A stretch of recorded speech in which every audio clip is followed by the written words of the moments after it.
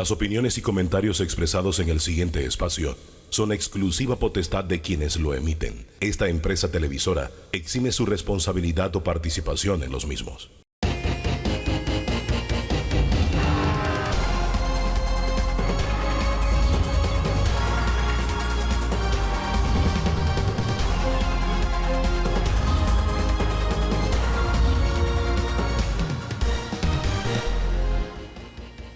¿Qué tal? ¿Qué tal? Muy, pero muy buen día. Bienvenido, bienvenida a este encuentro dominical con el análisis, la opinión. Oiga, no solamente ponerle la lupa a lo que está pasando, sino a lo que pasará. Don Danilo Toro, buen día, bienvenido. Buen día, don Hugo. Sí, ya estamos ante el inicio de una nueva etapa republicana. La era Mulino. Un quinquenio Mulino versus lo que está saliendo, un quinquenio Cortizo. Oiga, y nos acompaña primero a quien durante todo un quinquenio representó la era Pérez Valladares. Señor presidente, buen día, bienvenido. Lindo domingo para todos ustedes, gracias por invitarme. Lo dejo de toro a toro para comenzar, ¿le parece? Perfecto, gracias, don Hugo. Presidente, buen día.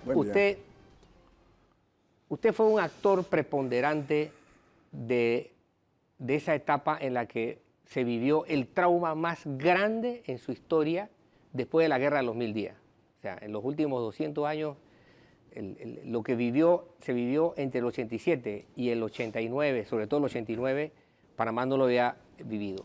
Cuando usted llega al poder, usted devuelve la mirada hacia un sector político que no era el suyo. Y usted decreta la conformación de un gobierno de concertación.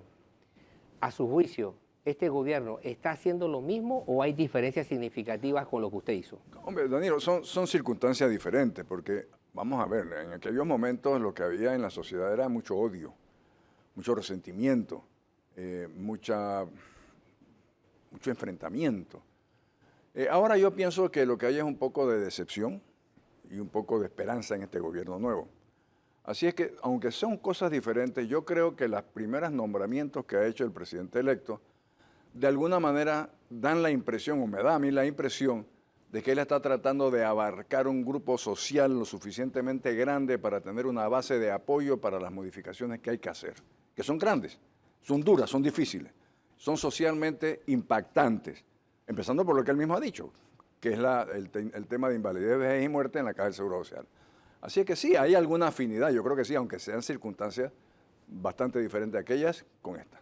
Ahora, presidente, ahora voy a la parte personal, porque dar el paso y decir al que está en la acera de frente, que ha sido un adversario político, que a veces te ha criticado en la vida política de una forma poco amable, o sea, en términos duros, en su momento a usted, y lo uso como referencia para el actual, que también ha hecho lo mismo, ¿le resultó muy difícil? No, porque si tú pones el interés nacional por encima del tema personal, y de que si me cae bien o me hizo esto, me hizo lo otro, si tú te puedes desvincular y como político y dirigente tienes que hacerlo y ver cuál es la persona que mejor puede llevar adelante el programa que en tu mente tú tienes para el país. Si tú puedes lograr eso, entonces tú logras un equipo sin resentimiento, un equipo que se va integrando. Evidentemente, siempre hubo enfrentamientos entre diferentes partes de mi equipo, lo cual es perfectamente normal. Pero era un enfrentamiento respetuoso de ideas y de propuestas. A ese punto iba. ¿Qué tan difícil es gobernar con gente que de pronto tiene una visión diferente al país que tú tienes? No, porque la gente es racional. O sea, déjame darte un ejemplo. Yo jamás en los consejos de gabinete usé mi derecho a voto. Nunca. Yo nunca voté. ¿Por qué? Porque yo pensaba que lo que lográbamos con un consejo de gabinete abierto y sin mando vertical era la integración de todas las ideas en una propuesta común. Bueno, Danilo, yo creo que tú viviste algo de eso con nosotros en el gabinete. Y me ha hecho acordarme de un suceso interesante. Cuente. Porque creo que él no lo ha contado nunca, pero lo voy a contar yo aquí ahora. Hubo un momento muy claro en el que había cierta tensión sobre la política económica y sobre su ministro de Economía, que en ese entonces era de Planificación, Sí. era don Guillermo Chapman. Sí, así es. Sí. Y me tocó verlo a usted en vivo y a todo color, llamar la atención al gabinete porque usted quería dejar claro que ese era su ministro de Economía y que usted lo respaldaba totalmente. Claro. Y usted preguntó allí, ¿hay alguien que se oponga a esto? Obviamente nadie se opuso porque sabía lo que iba a significar la Sí, oposición. porque es que lo que pasa es que tú tienes que permitir, claro, la diferencia, el intercambio de opiniones, pero con respeto. O sea, cada cual tiene que mantener su posición con respeto y sobre todo argumentarlo con realidades, no sobre lo que yo pienso que debe ser, con realidades. Ahora, presidente, los tiempos han cambiado. La Sí, comunicación actual versus la que existía durante su administración es muy distinta el mundo de la comunicación. Así es. Y de alguna forma todo se permea en esta época. Muy pocas cosas quedan ocultas. En la conformación del actual gabinete, hasta donde nos ha llegado información, usted jugó un papel, por lo menos en una designación, sirvió de puente, sirvió de acercamiento para que nos corrobore la información y también eso de cara al país. ¿Qué significa en un momento como este? ¿Cómo te gusta ese cuento? Y lo mejor es que ya lo tocamos y me dijiste el nombre, pero bueno. Cuente. Y si quiere decir el nombre, para adelante. No, yo no voy a decir nombre. Lo que pasa es que sí, un par de días antes de la elección, Sí. se acercó un buen amigo mío a pedirme en nombre del entonces candidato que yo hiciera un acercamiento con una persona para ver si podía aceptar un puesto en su gobierno. Y mi respuesta sí, con muchísimo gusto. Hoy es viernes, el lunes. ¿Por qué el lunes? Porque el domingo son las elecciones. Cuando él sea presidente electo y él quiera que yo haga eso, me lo informe y con mucho gusto lo hago. Y sí lo hice. Y afortunadamente la persona a la cual me pidió que contactara aceptó, tuvo su conversación con él y vamos a tenerlo como ministro. Yo creo que va a ser un ministro muy importante en este próximo gabinete.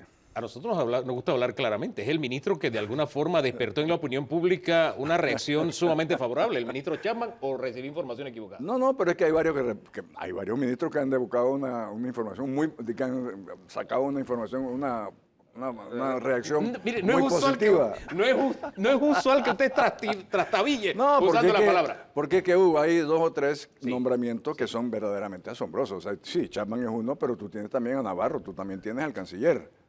Sí, yo creo que hay una serie de nombramientos que la gente se quedó. Esto no era esperado. ¿Cuál no se esperaba usted, por ejemplo?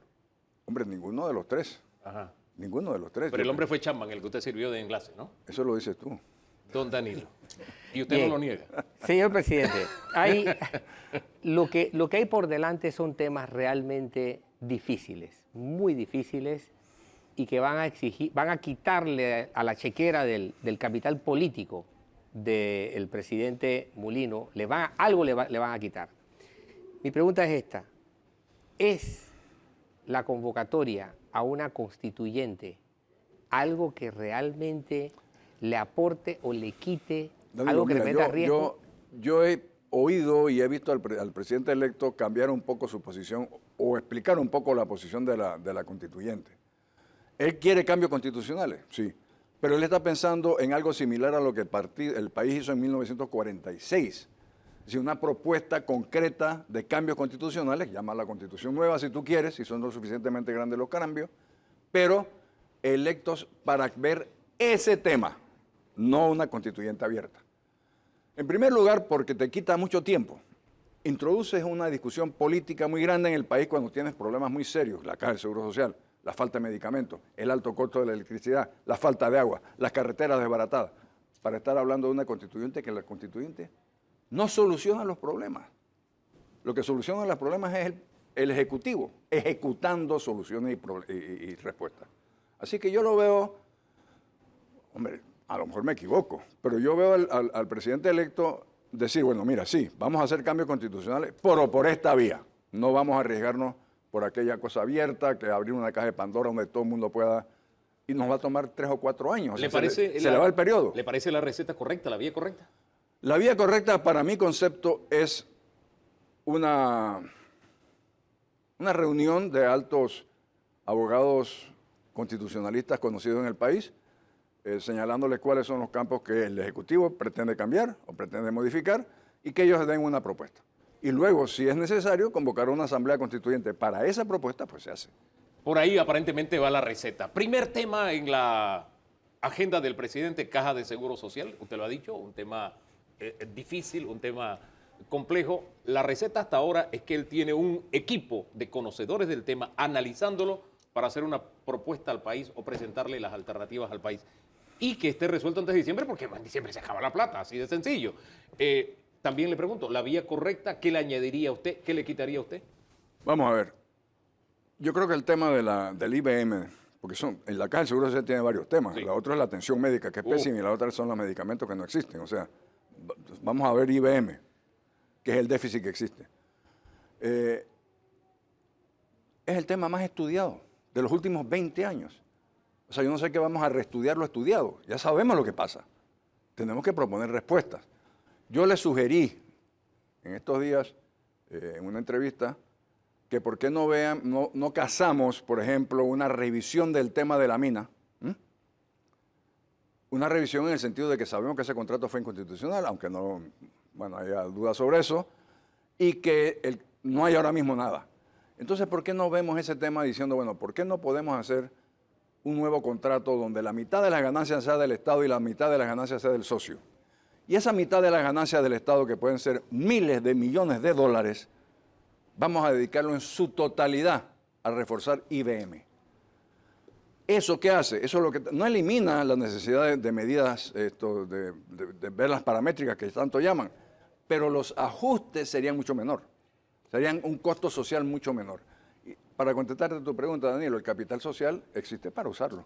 El capital político. Perdón, el capital político Sí. existe para usarlo. O sea, no es que cuando tú sales del gobierno y dices, ay, me lo llevé en Teresito. No te lo llevaste, nunca.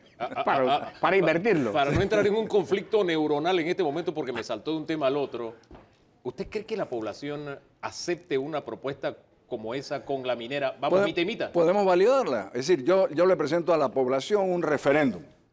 Mire, estas son las medidas que tenemos que tomar en el caso del IBM sin mina. Estas son las medidas que podemos tomar con el IBM con mina y la mitad de las ganancias para nosotros. Ustedes deciden. Pero que al final del día, el costo y el beneficio lo paga el pueblo panameño. De una y de otra. Una salida salomónica e interesante, porque hay gente que dice, ya Panamá decidió sobre el tema mina, pero usted propone un referéndum. No, yo propongo un referéndum porque te voy a decir una cosa. Lo que se decidió es producto más bien de un hartazgo social por muchos problemas, empezando por la pandemia. O sea, yo no creo que el tema mina exactamente fue lo que pasó, fue lo que creó este problema. Yo creo que hubo una conjunción de problemas que crearon esta situación. Ahora tenemos que verlo fríamente. Además, te voy a decir otra cosa. Si tú estás hablando de daño ecológico, el daño está hecho. Está hecho. O sea, no hay forma que tú puedas volver la tierra y sembrarle arbolitos o chumico, que es lo que crece sobre esa tierra. Y no hay justificación ni económica ni social para que tú le exijas a los pobladores de esa región que viven de la agricultura de chuzo, del arroz sembrado a chuzo, sembrando yuquita y una gallinita de vez en cuando, que se conformen con estar sentados sobre miles de millones de dólares de riqueza. Ahora, fíjese que la propuesta que usted pone sobre la mesa resulta interesante porque no es que nos contentemos con una presita, sino con la mitad del pollo. Con la mitad del pollo, sí. Y que esa mitad del pollo, no una presita de esa mitad, vaya todo para sea allá. para el seguro Sí, social. señor. Eso Sí.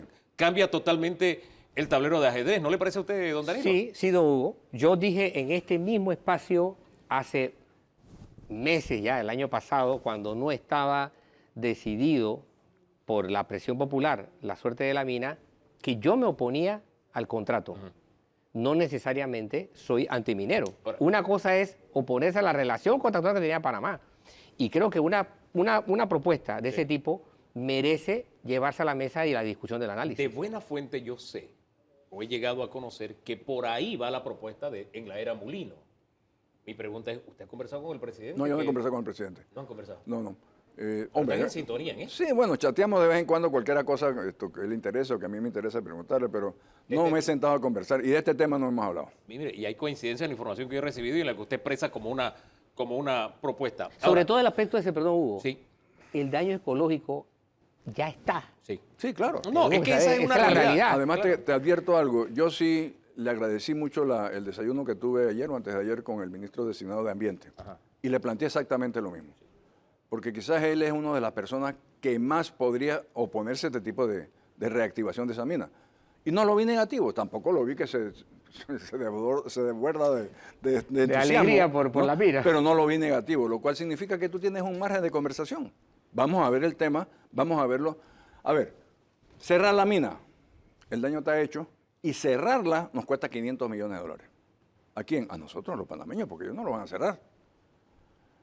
Oye, y mientras tanto, ¿qué hacemos con las demandas, las acciones legales que tiene la empresa? Encima tenemos una A cantidad propósito, que son como cinco, de cuatro, cinco. miles de millones de dólares de demandas.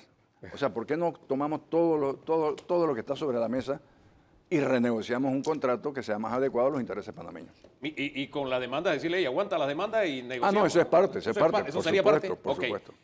Hablemos un poquito, cerremos caja de seguro social. ¿Hay solución fácil para el seguro? No hay solución fácil. Y también si hay espacio para las posiciones ortodoxas. Bueno, es que la posición ortodoxa es absurda. Esa de que vamos con el programa de solidaridad de todos modos. Eso no se puede. ¿Por qué no se puede? Porque los déficits son tan monstruosos que no hay Estado que pueda financiarlo. Entonces tú tienes que ponerle un alto a esto y decirle, bueno, mira, a ver, todos los que están en el sistema hasta el día de hoy se jubilarán, todos. Pero del día mañana para adelante tenemos otro sistema, que es el de ahorro individual. Y ese sistema de ahorro individual tiene que llevar un componente adicional, que es que si tú a la hora de jubilarte no te alcanza, porque resulta ser que dentro de 25 años el salario mínimo para poderse jubilar son $2.000 y tú solamente tú tienes 500, pues el Estado tiene que compensar los 1.500 que te hacen falta. De esa manera, tú puedes... Usted le otorga entonces al Estado una función post sí, cómo no. jubilación. Sí, cómo no. De hecho, la está tomando hoy día el Estado Es que- con los con 120, ciento y tanto a los 65. El Estado está asumiendo una jubilación de facto y otra allí. cantidad de cosas. O sea, si no la toma, ¿quién va a poner el dinero del déficit? ¿Quién lo va a poner? Y es que si lo ponemos, el tema aquí es que se habla del Estado del gobierno como si fuera un ente etéreo. Somos nosotros los que tendríamos que poner. Por Todos. supuesto, y con una gran injusticia, Sí. porque no todos son asegurados. Así La es. caja del Seguro Social es de los asegurados. Mientras tanto, ¿qué hacemos con la atención médica y con los medicamentos? Que usted dijo, mala atención, no hay medicamentos y que no se convierte en un atractivo para el que está en la economía informal decir, ¿sabes qué? Yo voy a cotizar porque ahí por lo menos tengo medicamento y tengo atención. Por poner un ejemplo. Hugo, porque hay ejemplos en otros países que te combinan las dos cosas, el servicio de la Caja del Seguro Social, y cuando se copa, tú pasas al sector privado pagando el Estado, pagando la Caja del Seguro Social.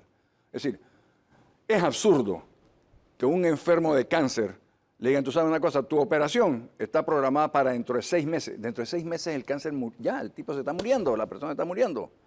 ¿No sería mejor que decirle, mira, como no tenemos capacidad de hacerla mañana, el Estado va a pagarle lo acordado a la medicina privada para que haga la operación? Yo creo que eso es lo que...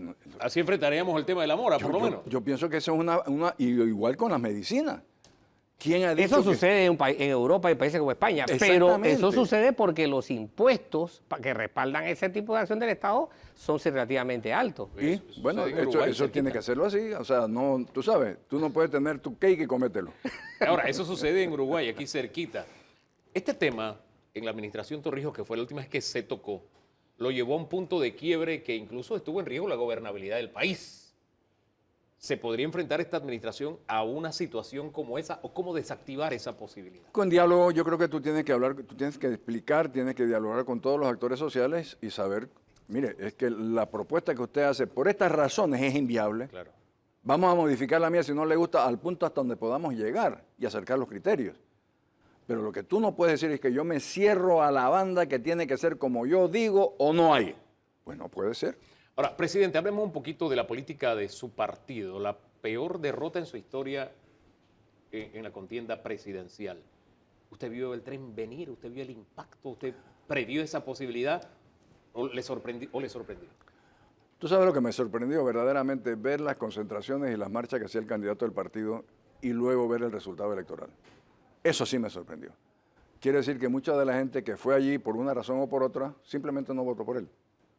Quiere decir que el voto aquel de que, hey, vota por mí para diputado, vota por mí por representante, vota por mí por alcalde, pues y arriba por el que tú quieras, fue lo que pasó. Y luego, es evidente que teníamos una división interna teniendo 3 candidaturas que nacieron de la cuna del PRD. No es que son PRD, nacieron de allí. El señor que fue presidente y la señora de San Miguelito. Ahora, no es que vota para presidente por quien tú quieras, pero vota por mí. Es que tampoco se votó por la oferta a diputados. No, pero si tú ves los resultados, por ejemplo, para representantes de corregimiento, tú tienes una votación ahí mayoritariamente PRD. Ahí hay casi 500.000 votos PRD. Ahora, ¿por qué la Asamblea resultó tan votada, tan afectada por este golpe que se le ha dado al PRD? Ve por ¿Cuál la es la causa de su punto de vista? La causa es que no hay justificación para que tú tengas un presupuesto de 200 millones de dólares al año. No hay justificación para que tú seas el representantote de un área que se llama circuito electoral, donde tienes 5 o 6 representantes de corregimiento trabajando políticamente para ti. No hay justificación para que tú tengas nombrado deportistas, para que tengas nombrado no sé quién en la comunidad. Eso no existe. O sea, el problema, Hugo y Danilo, es la forma como se eligen. No hay justificación para tener circuitos electorales. Ninguno.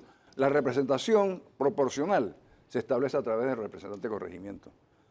La representación nacional, que son lo que debe ser la Asamblea, o provinciales o nacionales, pero no por circuitos electorales, además arbitrarios. Ahora, le pregunto, y poniendo un nombre propio, el gran representantote, por utilizar su propio término, es Benicio Robinson, y él sí fue beneficiado con el voto. Desde el punto de vista del tamaño de su distrito no lo es, ¿no? pero del manejo de los millones, que llevó hasta nuevo corregimiento. Él fue el presidente del partido, Ajá. es el presidente del partido y es además el jefe de la comisión esta de presupuesto, ¿no? Así que sí, que se justifique, no se justifica. ¿Está herido de muerte el PRD? Yo no sé si de muerte, yo creo que podría hacerse un esfuerzo por aceptar los errores, hacer un examen de conciencia, como llaman los sacerdotes, ¿no? Aceptar los errores, yo no estoy diciendo que nadie se tiene que suicidar, que nadie se tiene que ir a un volantín, pero sí, sentémonos a ver por qué nos pasó, que todavía no se ha dado. ¿Por qué nos pasó? Todos somos culpables, ¿sí? No inculpemos a uno y saquemos a otro y veamos cómo podemos recomponernos. Pero hay algo interesante acá. Hace poco más de 7 años, usted intentó regresar a la Secretaría General del partido. Porque veía lo que iba a pasar. Y yo recuerdo perfectamente una entrevista donde usted no solamente se lo decía, lo dijo. Sí. Usted planteó que el PRD iba por un camino totalmente autodestructivo cuando la inmensa mayoría de sus 700.000 miembros y de su dirigencia entonces no lo veía. ¿Qué veía usted en el horizonte para predecir lo que pasó? Yo creo que la experiencia, Danilo, como dicen que uno es viejo y los viejos tenemos experiencia. Mira, cuando yo gané las elecciones del 94 y vi que empezó a crecer la membresía del PRD, yo mandé a cerrar los libros inmediatamente. ¿Por qué? Porque evidentemente era el tiquete de nombramiento.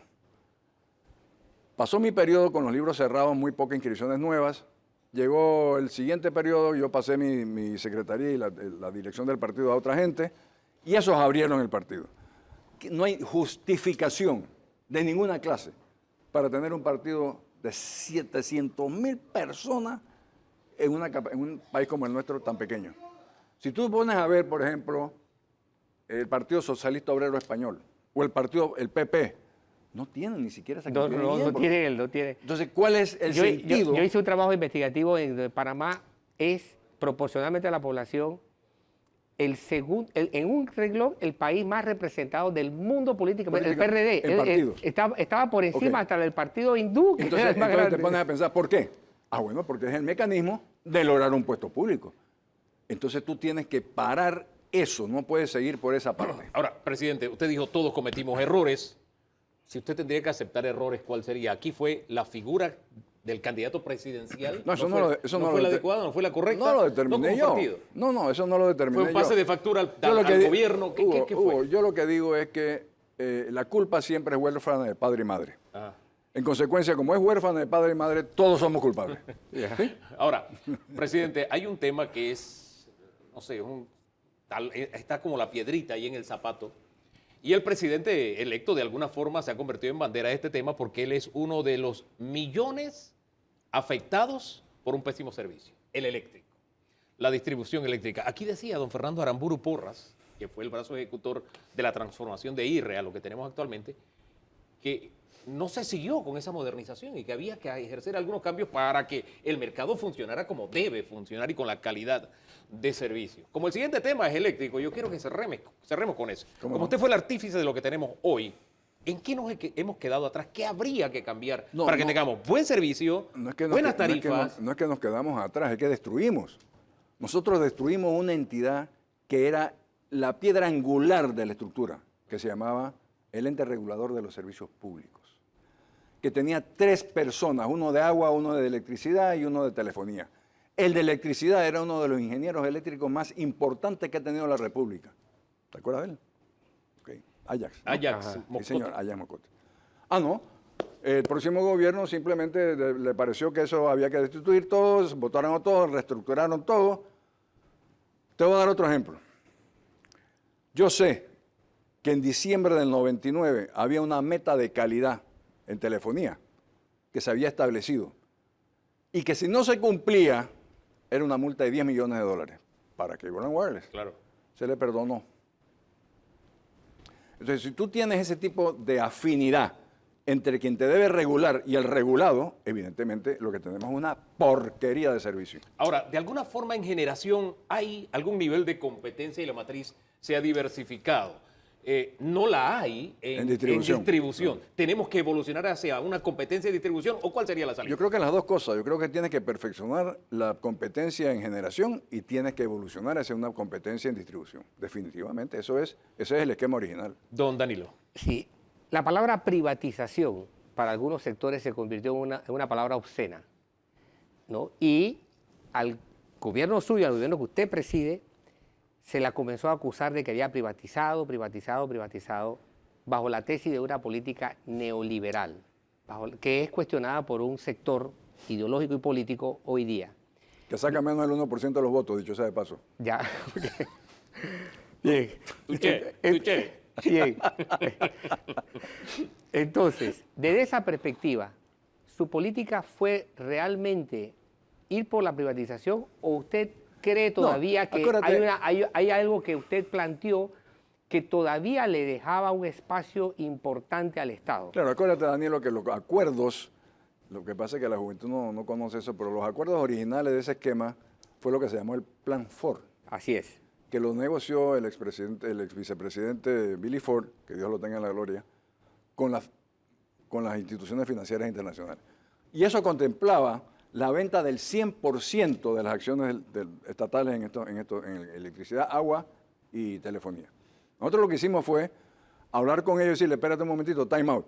No podemos vender el 100%, vamos a renegociar este contrato para ver si podemos lograr una asociación que ahora se llama APP.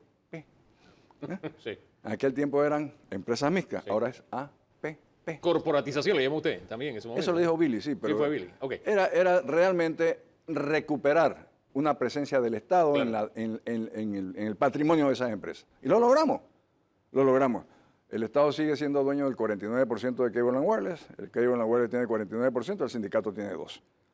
Y lo logramos en las otras esquemas de generación y de distribución. Claro, eso estás hablando hace 20 y pico de años. Ahora tú tienes que sentarte a revisar lo que ha funcionado y lo que no ha funcionado. Y lo que en mi concepto no funciona es el servicio eléctrico. Fíjate que en telefonía sí es otra cosa. Nosotros tenemos uno de los sistemas telefónicos más importantes. Tenemos más teléfonos celulares que Sí. población. Ok. Y además con velocidades increíbles. Y accesible. Y accesibles. Pero el tema de electricidad no ha funcionado. Y hay que ver por qué no ha funcionado. Y Ahora, tomar ¿qué las va a medidas. hacer la próxima administración para cambiar entonces ese sistema eléctrico, ese servicio eléctrico de cara al país? Va a hablar en segundos quien ha sido designado, nominado para ocupar este cargo, que es Juan Urriola. En breve nada más. Gracias, presidente. Con mientras mucho tanto, gusto, por habernos encantado. acompañado. Muchísimo gusto. Así que pausa y hablamos de electricidad en segundos nada más.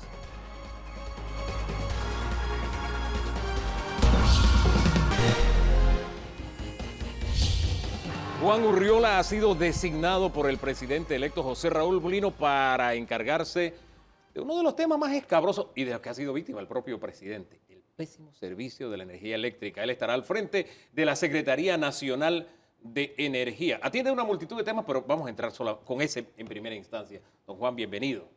Gracias, Hugo. Gracias, licenciado Toro. Hay una frase que dice que las segundas partes nunca son mejores.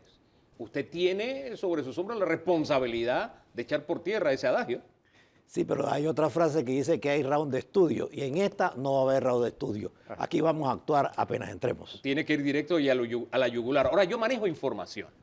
La información que manejo es que este mes, julio, debía entrarnos un aumento de tarifa. Así es. Pero que usted tomó medidas Así sin es. estar todavía en el cargo. Cuéntenos bien la historia. Bueno, mira, como ya te digo, nosotros nunca nos hemos desligado del sector. Nos dimos cuenta que iba a haber un aumento de tarifa en todas las distribuidoras. ¿En serio?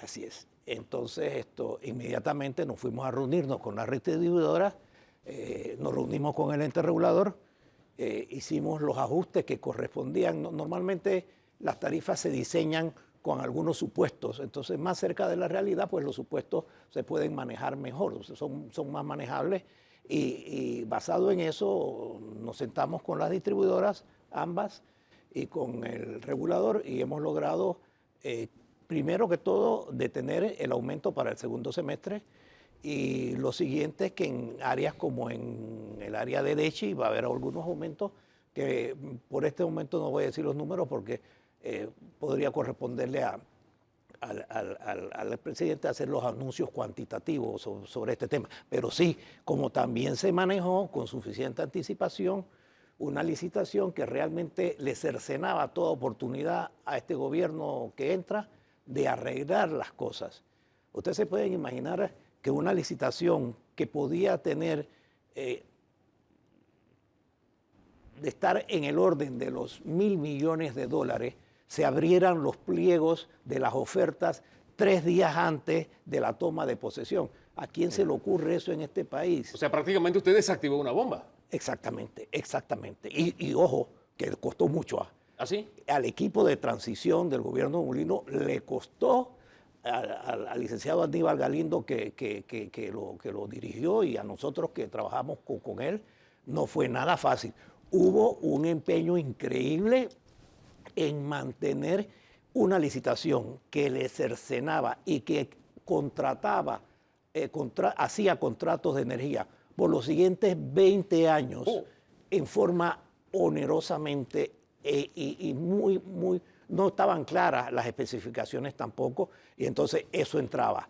Claro, si ¿Qué tan onerosa era? ¿Qué tanto nos iba a costar eso a los consumidores? Bueno, lo primero es que esas licitaciones de 20 años ya no van a ir más. Primero porque durante ese tiempo, hoy el avance de la tecnología te produce muchas cosas nuevas. Entonces, si tú tienes 20 años, ¿cómo vas a poder tomar tecnologías nuevas que son para ser más eficientes en la electricidad, en continuidad, en el servicio y en los precios?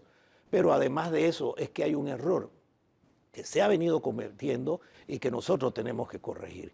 Nosotros no podemos llevar a 20 años el mismo precio del día 1. Normalmente todos esos financiamientos se pagan en 12 años. Entonces resulta que se paga en 12 años y tú te mantienes el mismo precio por los siguientes 8 años. Eso no se puede y eso hay que arreglarlo. De hecho, eso está causando hoy que los 3 contratos de LNG, que creo que son más de la cuenta, bueno, y 2 eran de papel, eso, el costo de la potencia, es decir, el costo de amortizar los supuestos bienes que se usan para hacer esas inversiones, hoy son $6.000 millones. Ninguna de esas plantas vale más de $1.500 millones. Don Danilo. Sí, lo que usted está planteando es sumamente interesante y yo casualmente tenía en mente preguntarle eso. ¿Cómo concebir a estas alturas un aumento de rigor cuando en octubre debiera entrar una planta con base a gas de enormes proporciones? Entiendo que es para octubre. Sí, para octubre. Bien.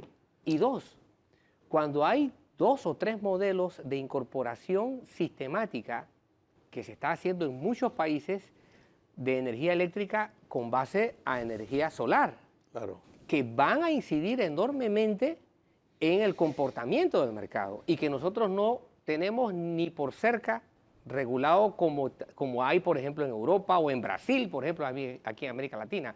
Con esos 2 elementos, energía producida con base a gas y energía producida con base a sol, y usted dice, los cambios tecnológicos hay que preverlos, ¿cómo plantear un escenario de tarifas por largo tiempo? Mira, si ustedes se fijan en la forma en que el presidente Molino hizo el anuncio de los que dirigen el sector, usted nunca va a ver una foto de Juan Urriola solo, ni de Selmar Rodríguez sola, ni del gerente Roy de TESA. todas las fotos que aparecieron y las que salieron de los anuncios oficiales son de los tres juntos. Ese es un mensaje muy claro. Esos tres elementos tienen que trabajar de una forma totalmente coordinada, con su separación de responsabilidades, pero totalmente coordinada y coordinada por la Secretaría de Energía, que es la que establece las políticas de corto, mediano y de largo plazo. ¿Volverá a jugar ese papel la Secretaría? Claro que sí, claro que sí. Porque pasó a ser actor secundario. Ya hemos empezado las reuniones. Nosotros ya nos reunimos los tres partes, ya hemos estado conversando, porque a confesión de parte relevo de prueba, muchos de los resultados que se han dado hoy, los propios gerentes de la Secretaría y de ETESA han confirmado que hubo una total, y voy a usar un término eléctrico, una total desconexión entre ellos, los que los llevó a cada uno sentirse en su zona de confort. No había una coordinación, y eso ha provocado que se crearan espacios dentro de la toma de decisiones y de los planes dentro del sector de electricidad, que fueron llenados por algunos agentes de mercado que dijeron, bueno, si ellos no lo hacen, lo vamos a hacer nosotros. Oiga, pero claro, no fueron para el mejor beneficio del país. Los platos rotos los terminamos pagando nosotros, y nos ha dicho muchas cosas, y ese trabajo en equipo rescato que primero, y esto de verdad lo quiero poner y ponerlo así como en primera plana, porque que nos hayamos librado de un aumento producto de todo esto que está pasando, creo que hay que destacarlo, y haber apagado, desactivado la bomba esta de la licitación 3 días antes de la toma de posesión del nuevo gobierno, que íbamos a pagar los platos rotos también, yo creo que es destacable. Pero hay algo que se me queda en el tintero. Esto último, pero hay algo más atrás. LNG, gas natural licuado. Bien. Ese era uno de los imponderables que usted dice se toman en cuenta para el tema del aumento de la tarifa eléctrica, y a nosotros se nos prometió que con esta iniciativa la tarifa nos iba a bajar. Me dejó en el tapete que son 3 empresas, pero 2 de papel. No. ¿Cómo fue el asunto? Acláreme bien qué fue lo que encontraron ahí. Se hicieron tres contratos. Ajá. 3 contratos. Uno funcionó de una de las empresas generadoras. Otro no funcionó y fue vendido, y ese sí se está volviendo, esa es la que entra en octubre, que dijo el licenciado Toro, y la otra simplemente se quebró y se vendió por pedazos, cosa que no debe hacer. Nosotros no vamos a permitir más que entren a licitar empresas de papel. Ese rol de empresas de papel ganándose licitaciones, eso se terminó también. Esa es una excelente noticia. Vuelvo al tema de las empresas, porque hubo una, y creo que es la que entra en octubre, puedo estar equivocado, que el Estado tenía participación, sí, y que era una de las garantías para que el precio también nosotros tuviéramos algún tipo de presencia y pudiesen bajar la tarifa. ¿Esa presencia es real? Esa presencia está por confirmar. Ayúdame a entender eso que está por confirmarse. Mire, el presidente Nito Cortizo anunció que le regalaron el 25% de las acciones, y está en un escrito que yo tengo, que dentro de esa transacción que se dio, iba una empresa dominicana que se llama Interenergy, iba AES, y le iban a dar el 25% de las acciones a el Estado. ¿Y eso es real? Interenergy me acaba de comunicar oficialmente que aparentemente es Interenergy el 61%, AES el 24% y el 25% el Estado. Ojo, pero que el Estado tiene que pagar ese 25%, que es el 25% de 1.300 millones de dólares. Estamos hablando de, qué sé yo, 400 millones, 300 millones, por ahí anda. Entre 300 ¿Entonces no fueron regaladas? No, y aparte que habría que preguntarle al MEF si ya ellos tienen esas acciones en su poder, porque hasta que no las paguen no se las van a entregar. Pero además de eso, yo no estoy seguro que eso sea lo que nos convenga. ¿Por qué nosotros vamos a entrar en un deal donde tenemos el 25% y alguien tiene y los otros 2 tienen el 75%, y a la hora de tomar las decisiones no vamos a poder tener ningún nivel de influencia? Yo no estoy seguro que esa inversión correspondería, pero de esa forma está estructurada la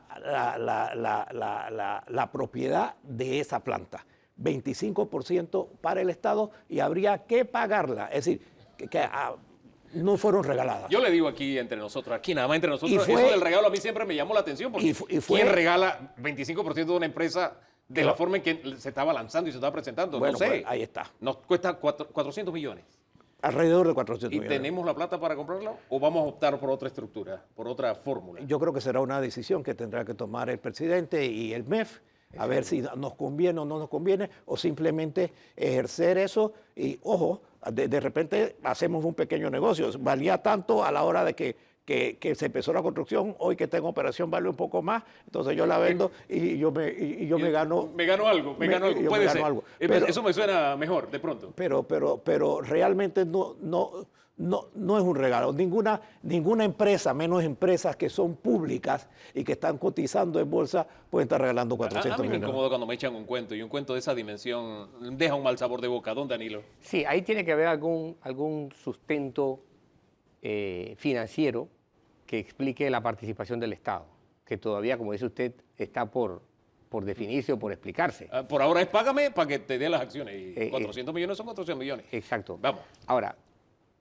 una vez tengamos el escenario, después de octubre, el escenario que vamos a tener, ¿cuál va a ser el componente final de la matriz de energía? Porque nosotros producimos energía por hidro, producimos energía por gas, y la tendencia de la producción de energía por fuente solar se espera que sea creciente.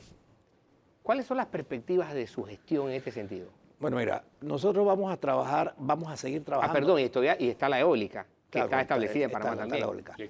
Nosotros vamos a seguir trabajando en lo que es la transición energética, que busca otras fuentes pero definitivamente ahora vamos a tener suficiente capacidad por los próximos años con las dos plantas grandes del LNG, que suman más de 1000 megas, con las hidroeléctricas, Bayano y Fortuna, que son las principales de reserva, con un crecimiento solar fundamental y serio, pero tenemos que correr ahora mismo a reforzar la red troncal, la columna vertebral, porque en esa desconexión comenzamos a llamar a que vinieran muchas plantas y que se incorporaran, pero no abrimos la avenida.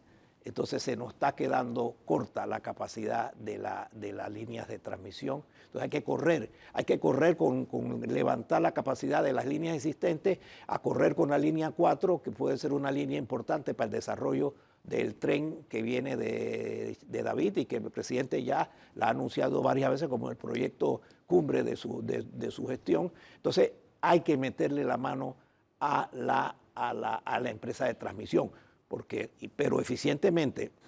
La tarifa, Sí. y me voy a desviar ligeramente, Toro, para decirte, la tarifa está compuesta fundamentalmente de la generación y de la transmisión. Pero nosotros cada vez que tocamos estos temas hablamos de la generación y le echamos la culpa a que no haya electricidad a la distribución.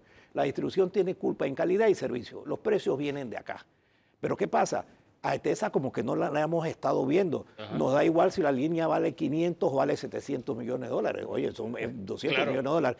Cuando resulta que ese peso que tú le cargas va directamente para la tarifa. Entonces, ETESA tiene que ser una empresa eficiente, que no es que simplemente se convierta en, bueno, ya Ok. hice la línea y ya la terminé. Con todo esto que vamos a lograr en generación, ¿se va a impactar la tarifa? ¿Podemos esperar que baje la tarifa? ¿Qué podemos esperar? Bajo las condiciones que están contratadas hoy, no. Nosotros tenemos que revisar. Todas las nuevas licitaciones tienen que revisarse. Bajo las condiciones vigentes, no. No. O sea que la entrada de la planta en octubre no va a significar necesariamente una caída no, del precio. No, no de contrato. Va Al precio al consumidor. Exactamente. Va a causar una caída en el precio del mercado ocasional, que es donde no deben ir a comprar las distribuidoras, porque las distribuidoras deben estar totalmente contratadas. Discúlpame, Hugo. Pero ya los contratos Sí. existen y están en unas condiciones pesadísimas. Sí. Y esos contratos son por los próximos 15 años, 20 años. O sea que en la era Mulino no podemos esperar una baja en la tarifa. Nosotros vamos a trabajar y la vamos a hacer, pero vamos a tener que ir a conversar con nuestros socios Sí. que quieren vivir en este mercado y nosotros que tenemos la responsabilidad para ver cuáles son los ajustes que nosotros le hacemos a esos contratos de manera que esos precios pasen a ser, ojo, la empresa privada se respeta y se tendrá que ver cómo se ajustan ellos a unas condiciones diferentes, porque bajo las condiciones que están contratadas hoy, tenemos contratos de 20 años, de 15 años, de 10 años, a unos precios con un combustible que tiene el 65% de la generación de este país. Ahora, tenemos que corregir eso. 65%. Y si eso, y además que es un riesgo, es un riesgo de costo y es un riesgo de seguridad, porque si algo le pasa a ese combustible, algo le pasa a esa empresa, estamos en problemas. Esa música significa que se nos acabó el tiempo, pero hay algo que tengo en el tintero y es que usted dijo que ante la ausencia de autoridad, y eso lo dijo el presidente Pérez Valladares también, algunos agentes han metido la mano y se han sacado provecho de la situación. Ahora bien, eso me recuerda que hay una querella presentada por prácticas monopolísticas precisamente con el tema de energía solar. ¿Cómo se va a manejar eso durante su administración brevemente? Bueno, eso en este momento nosotros le damos seguimiento, pero en este momento lo está manejando Acodeco. Ante una ausencia de autoridad de la SEP, Acodeco entró porque había una zona gris y Acodeco ha puesto orden. En realidad pudo haber puesto orden. Yo estoy muy de acuerdo con el expresidente Pérez Valladares. Aquí, señores, teníamos una trilogía de estrellas dirigiendo el sector de comunicaciones, agua, y llegó alguien y dijo, no, vamos a poner uno. Ese uno no puede con esas tres cartas. Entonces, nosotros inclusive yo he propuesto que se considere la posibilidad de regresar a 3 actores comisionados que dirijan la SEP, pero que sea... volvamos a CLICAC en vez de lo que tenemos No, eso comenzó con el gobierno de Pérez Valladares, que se llamaba la autoridad, no se llamaba ASEP, se llamaba el ente regulador. Ente regulador, tiene razón. Entonces, eso es cosas que hay que hacer. Mira, nosotros tenemos tareas importantes que hacer. Separar el administrador del mercado. El administrador del mercado, que se llama el Centro Nacional de Despacho, no puede estar bajo la supervisión de un agente de mercado que es ETESA. Entonces, eso hay que separarlo. Hay que meter a las distribuidoras en su carril y cumplen. No hay que hacerle ninguna ley más. Hay que modificar la ley, sí. Hay que adecuar la ley y eso hay que hacerlo. Pero o cumplen o se le rescinde. Así es sencillo. Usted se ha metido un berenjenal, porque esto está complicado. No, hombre, no. ¿No va a poner orden? No. Nosotros venimos a poner orden y conocemos y vamos a actuar desde el día 1. Comenzaron a actuar antes del día 1 y eso está bien. Vamos a hablar de otro tema, el reto seguridad, pero vamos a enfocarnos en algo que golpea, yo no sé si a usted lo golpea o no.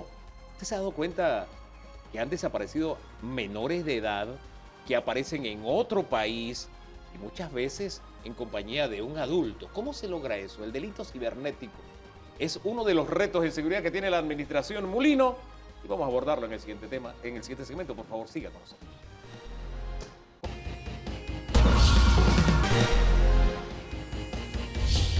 El tema seguridad ciudadana, seguridad pública e incluso seguridad nacional es tan diverso que hoy vamos a centrarnos en uno específicamente mirando hacia adelante como uno de los retos en la era Mulino.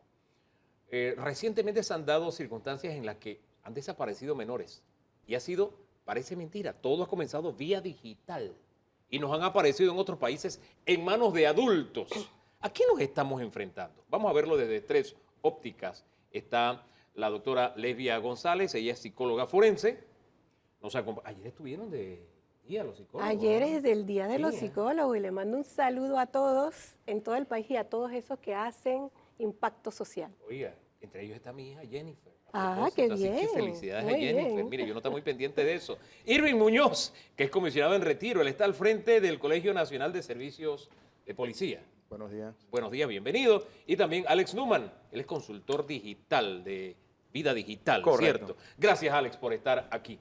Don Alex, vamos a comenzar con usted porque yo siento que en este tema de los delitos cibernéticos, donde se da este fenómeno que ya describí, yo siento a veces que nosotros vamos como detrás del delito. El delito nos lleva como cancha.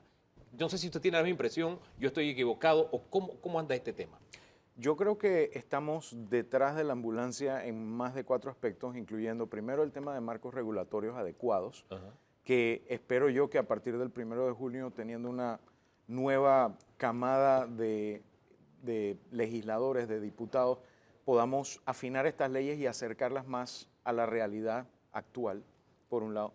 Por el otro también yo siento que tenemos una falta de conocimiento, una falta de educación, que la educación, a mi juicio, es mucho más importante incluso que el marco regulatorio, porque la educación es la que sirve para prevenir muchos de estos problemas.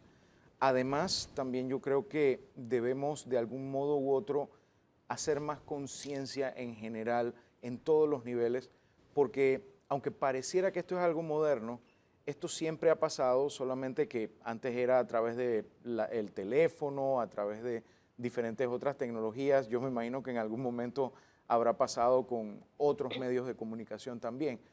Lo importante es la persona más que el instrumento. Y en ese marco es importante lo que pasa en la familia, porque se da a través de este aparato, por poner un ejemplo. Ya no es necesario ni siquiera una terminal de computadora. A través de este aparato el niño tiene acceso al mundo y ni siquiera tiene idea con quién está hablando del otro lado. Desafortunadamente, y lo comentaba acá con Irving antes de entrar, Sí. es el mayor problema que tiene Panamá hoy en día es la violencia doméstica. Es decir, que en el hogar, se podría decir que de 5 hogares, 3 hogares viven violencia y no hay esa capacidad para estar vigilando lo que están haciendo nuestros hijos y mucho menos lo que están haciendo digitalmente. Porque hasta eso es como quizás algo que le dan al niño para que se distraiga y no necesariamente a estar pendiente de lo que está haciendo. Ahí yo siento que los padres tenemos una limitante, una discapacidad, y es que los pelados hasta no pueden estar echando un cuento de lo que están haciendo. Eso no es Ese nuevo. salto generacional es importante destacarlo. Eso no es nuevo.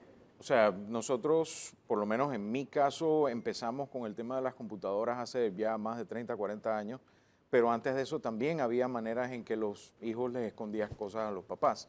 Yo por eso en muchos casos le trato de explicar a la gente que aunque las herramientas son tecnológicas, tanto para que sucedan estas cosas que no queremos que sucedan, como para corregir y como para prevenir estas cosas, al final del día, y por eso agradezco muchísimo que esté una profesional de la salud mental con nosotros, esto es un tema familiar y de salud mental que debe ser visto por todos, no solo los niños, también los padres. Yo quiero que nos deje un recetario al final de qué puede hacer un padre y cómo puede estar vigilante, pero a nivel de la estructura policial, el manejo que se le está dando a este tema y lo que ha quedado sobre la mesa, que nosotros vamos rezagados, vamos detrás de la ambulancia.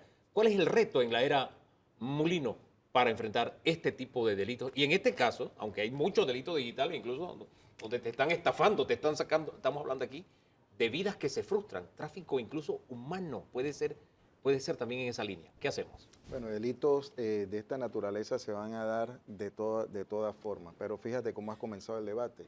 Primero la parte tecnológica, la herramienta, el medio hacia donde va a dirigirse el delito. Llegamos a la psique, a la psicología de la persona, pero cuando tú llegas a los estamentos de seguridad, a la parte policial, ya se agotó todo esto y aquí es donde se falló.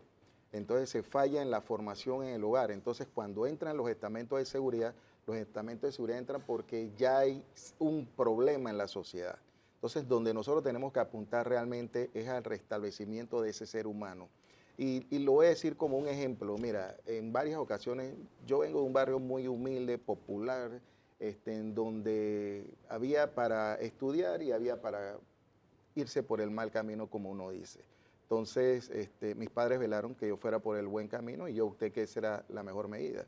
No es que no estuve cerca de poder cometer un delito. Entonces, al que hay que trabajar y donde nosotros tenemos que enfocarnos, no es en la represión per se. Nosotros tenemos que corregir es la mente del hombre, trabajar en las futuras generaciones. El que ya está desviado, entonces vamos a aplicarle medidas represivas fuertes. Pero donde nosotros no estamos apuntando es en la prevención. Y la prevención no está en que yo salga y ponga 20 policías al lado de la gente. La prevención está en que los niños vayan a la escuela, en que yo oriente a los padres, porque los padres no se preparan cuando tienen un hijo, los padres se preparan 20 y 30 años antes. Ahora, yo entiendo, no se trata de un problema. El tema de la violencia, de la delincuencia, no es un tema policial, es un tema social. Y social, todos estamos involucrados. Es más, la policía maneja lo que nosotros como sociedad le estamos entregando. Eso Correcto. es cierto.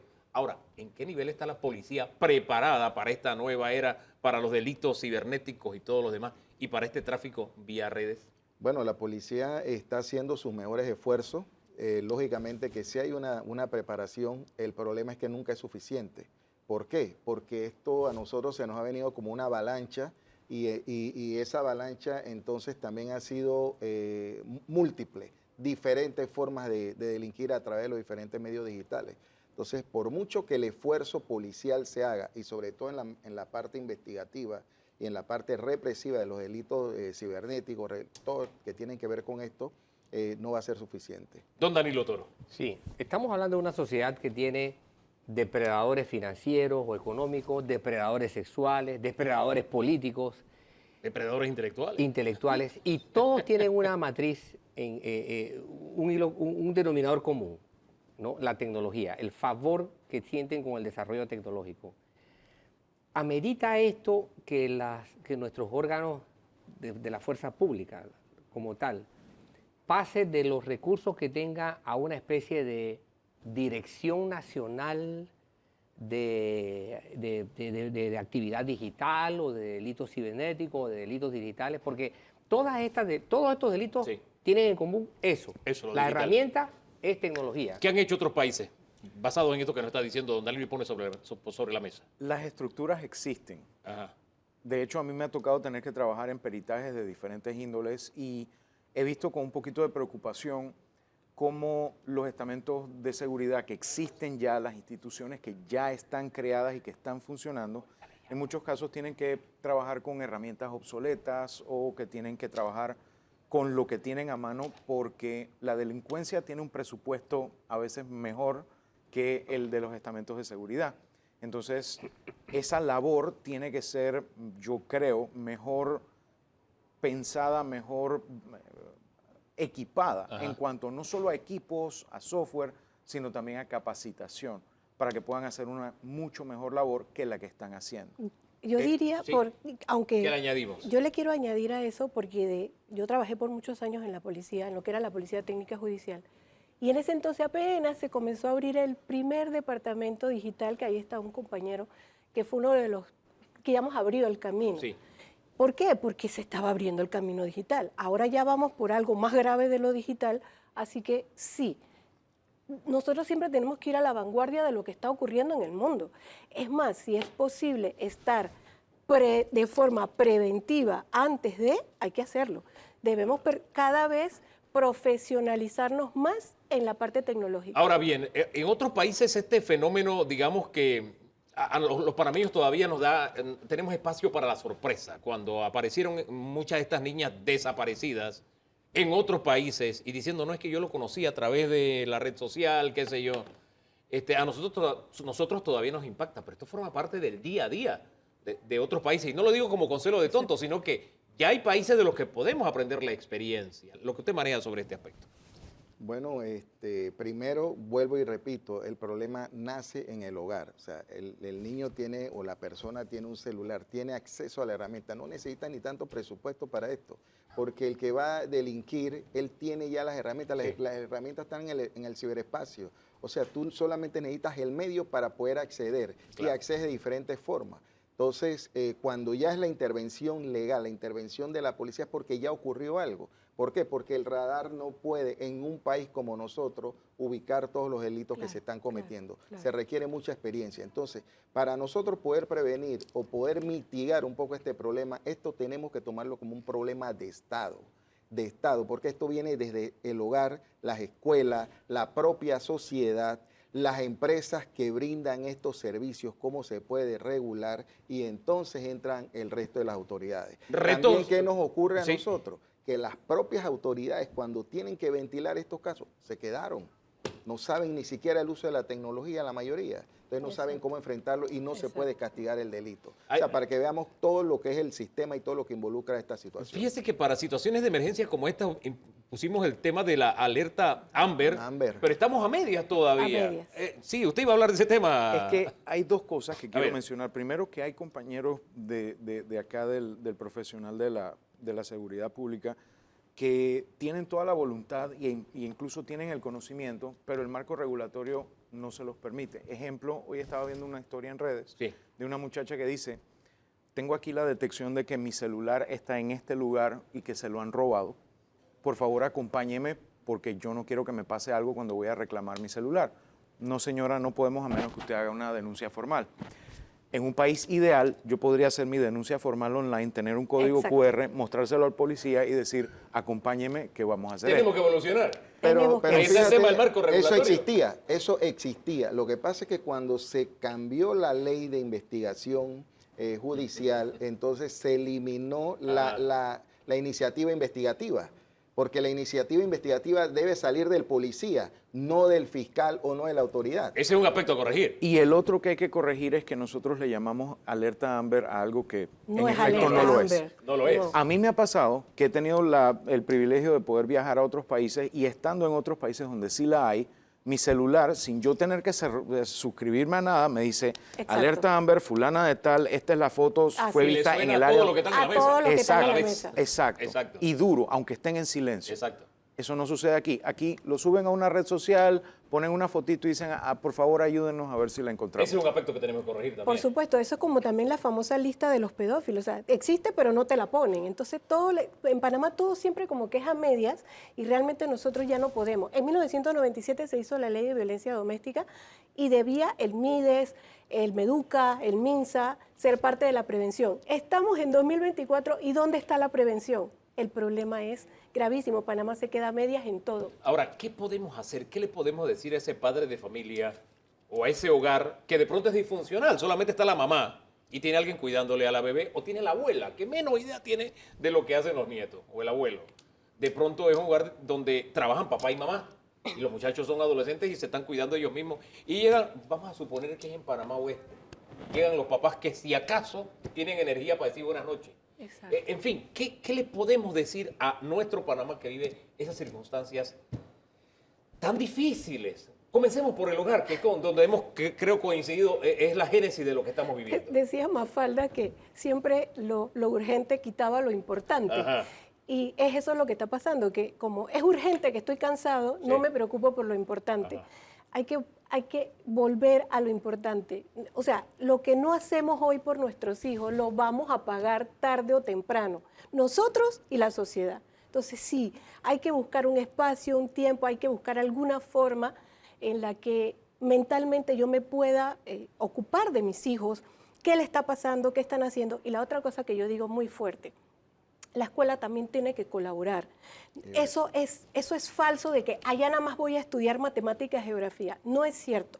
La escuela debe ser el segundo hogar o la fortaleza de ese hogar que no le está brindando. Esas son cosas que han cambiado. Antes mi profesor o mi maestra seguía siendo mi maestro y mi profesor fuera de la escuela. Ahora no, Exacto. ahora todo lo que yo controlo como educador es dentro de la escuela. Son cosas que hemos ido perdiendo como sociedad. Fíjate que ¿Qué dejamos sí. en materia policial a materia de recomendación? Sí, disculpe. Bueno, en materia policial, primero que los padres estén más pendientes de la utilización de los diferentes equipos tecnológicos a los que tienen acceso sus hijos, orientación. Si yo fuera el encargado de esta dirección, trataría de hacer más docencia, saldría más para decir cuáles son los problemas y cómo se pueden mitigar estos problemas, porque muchas veces el policía lo sabe, pero no tiene la forma de comunicarlo. O sea, haría alianzas con los medios de comunicación, alianzas con organizaciones civiles, de tal manera que podamos trabajar más en la parte esa preventiva. Orientación en materia digital, ya usted dejó tareas que los diputados tienen que tomarse en serio, pero también la orientación al ciudadano. ¿Qué puede hacer ese panameño que vive esas circunstancias que ya describí? La primera computadora que yo tuve fue en 1986 y mi abuelo en aquel entonces tenía como 70 años. Él se interesaba por lo que yo hacía. ¿Qué estás haciendo? ¿Cómo funciona eso? La gente me dice que yo explico relativamente bien el tema de tecnología, pero yo se lo agradezco a él porque cuando él no entendía me decía, ¿me lo puedes explicar mejor? Y eso me sirvió de práctica Claro. para poderlo explicar. Pero me quedó también esa sensación de que realmente le importaba. El padre que realmente le importa aprende.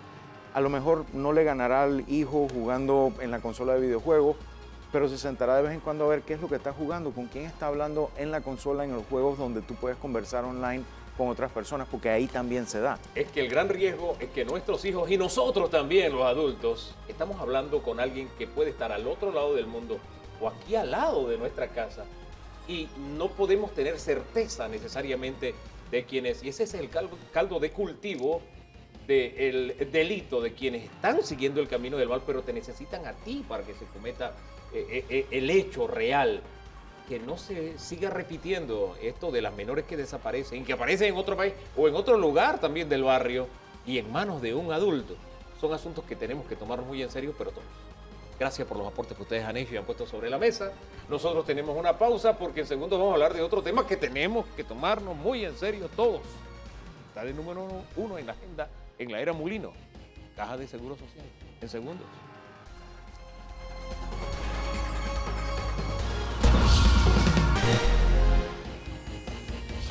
Hoy cerramos hablando de Caja de Seguro Social. Y usted dice, ¿se acaba el programa? ¿Falta todavía? No, 2 segmentos. ¿Por qué? Porque el tema seguro social, yo creo que aquí sí se puede acuñar aquella frase de Napoleón, vístame despacio que voy deprisa. Tenemos prisa, hay que solucionarlo. Pero tenemos que desmenuzarlo porque no nos podemos dejar llevar por las pasiones para encontrarle una salida a la situación que se está viviendo. Y es el reto número 1 que tiene la administración del señor José Raúl Mulino. Nos acompaña el doctor Francisco Bustamante, ex subdirector de la Caja de Seguro Social. Bienvenido. Gracias. Don Danilo Toro, comienza usted. Don Francisco, estamos hablando de un nuevo panorama para viejos problemas. Ya usted estuvo en la Caja de Seguro Social, usted llegó a la Caja de Seguro Social con criterios y salió de la Caja de Seguro Social con criterios sobre el problema que tiene. Veámoslo de 2 puntos de vista. ¿Qué pasó en cuanto a la suerte de la seguridad social panameña? Específicamente vamos a reducirlo a IBM para comenzar. ¿Qué no debería pasar con la nueva administración? O al revés, ¿qué no pasó que sí debería pasar con la nueva administración? Sí, gracias. Yo creo que lo que pasó con el IBM fue consecuencia de una serie de errores o de toma de decisiones que no se hicieron en el momento adecuado. Eso era una muerte anunciada desde el inicio que se hizo la reforma, sabiéndose lo que tenía que hacerse y no se hizo. Entonces era inevitable llegar a esta situación de que el IBM se encontrara, por un lado, desfinanciado y por otro lado, sin proveer la información ni la gestión técnica que se requiere de un fondo de ahorro como es el aporte de los trabajadores y empleadores. Esa es la génesis del problema. ¿Eso fue lo que no se hizo o se hizo mal? No, ahora, ¿qué no se hizo bien, si es que algo se hizo bien en esta? Porque sí, era la crónica de que esto iba a ocurrir, pero ¿en el camino hicimos algo bien? ¿Los gobiernos que pasaron? Yo creo que los gobiernos no asumieron el sentido, la responsabilidad, sino que como vieron que se había salvado un bache, que era que ya en el 2005 había un problema de financiamiento, con el nuevo programa en el camino se emparejan las cargas. Fue un poco de, no quiero ser crítico, pero tal vez un poco de displicencia o negligencia en esa visión, falta de visión histórica que los gobiernos panameños han tenido, falta de un proyecto de país. O sea, usted ve el punto de origen hace 20 años. Hace 20 años. La falta de visión de cuál es la sociedad que queremos. Como usted empezó, don Danilo, el tema, cuál es el concepto de seguridad social que queremos para el país, cuál es el concepto de Estado que queremos. Hemos fallado en esa concepción y lo que tenemos es una bolsa de retazos y el IBM es una bolsa de retazos donde explotó, nada más. Ahora bien, es más complejo. Este gobierno tiene que asumir, y ha dicho, lo voy a asumir porque ya no tiene otra salida. Y viene el tema de vístame despacio que voy deprisa. Y hay una fecha límite, y es diciembre, la que ha dicho el presidente. Yo espero en diciembre haber encontrado una salida a esta situación. Mira, la información que manejamos, para ponérsela sobre la mesa, ya que hicimos un balance, y dejemos el pasado en el pasado porque ya pasó. No podemos cambiarlo. Es el problema que tenemos hoy. Los primeros pasos que ha dado esta administración es saber qué piso está, dónde tiene los pies puestos. Y ha reunido un grupo de profesionales para conciliar todas las cifras y hacerle una propuesta al país. ¿Le parece la fórmula correcta? Sí, no hay otra. Además, ¿no? Es que no hay otra. Y además yo estoy seguro, puedo apostarlo, de que este gobierno ni cualquier otro dejará de pagar las pensiones. Y el pueblo lo sabe. Y el pueblo lo espera. Y eso le pone una presión al gobierno, porque tiene que darle una respuesta al flujo de pensiones. El problema es cómo garantizo yo ese flujo, porque este problema tiene la arista social que hablamos al inicio, tiene la arista financiera de cómo se va a pagar, tiene la arista política de que hay gente que quiere aprovechar para hacer cambios para volver hacia atrás, y tiene la arista internacional de que los organismos financieros que califican al país están viendo con muchos ojos qué es lo que va a hacer Panamá. Entonces, para mí, la salida que le dé el gobierno a este problema va a marcar la ruta del futuro de este gobierno en los siguientes pasos, por las tantas cosas que toca. Entonces yo creo que sí, el gobierno fue muy claro, tengo que hacer el balance, voy a hacer lo que y voy a hacer una propuesta. La gran incógnita es, ¿esa propuesta va a llenar las expectativas de todo el mundo? No, porque el problema es muy complejo y yo creo que y el gobierno va a tener que hacerlo por fases. Ataca una fase, otra fase y otra fase, y siento las bases para retomar eso que hace 20 años no hicimos. ¿Qué fases serían esa y qué atacaría usted en cada una de esas fases? Lo primero que la población siente todos los días cuando sale a la calle es el problema de la atención médica y los medicamentos. Porque, repito, en la mente de la gente, a nadie se le ocurre que el gobierno un día va a decir, yo ya no pago. A nadie se le ocurre. Pero todos los días que va a buscar una medicina, todos los días que va a pedir una cita, es un calvario. Entonces yo creo que esa es una cosa que, aunque no es lo que es el problema financiero que engloba todo, es lo que el panameño de a pie todos los días está experimentando. Entonces yo creo que va a tener que atender eso mientras se articula el proceso de reforma que tiene que llevarnos a fondear el sistema. Ahora, no es una tarea fácil, porque el tema de atención de salud, yo no sé, yo siempre he soñado, yo no sé si yo soy muy iluso, siempre he soñado con que algún director salga del Seguro Social y diga, mira, yo recibí la caja que la gente tenía que madrugar a las 2 de la mañana, 12 de la medianoche, para ser atendidos y hacía fila. Me voy con la satisfacción de que ya eso pasó a la historia. No me he encontrado todavía con una administración que lo pueda decir. Y si no lo han hecho, es porque tampoco es cosa fácil. ¿Cómo atenderlo de manera rápida para que la gente tenga medicinas y tenga la atención que se merece el asegurado? Caemos en un terreno común que lo he venido diciendo siempre, es el modelo de gestión de la Caja del Seguro Social.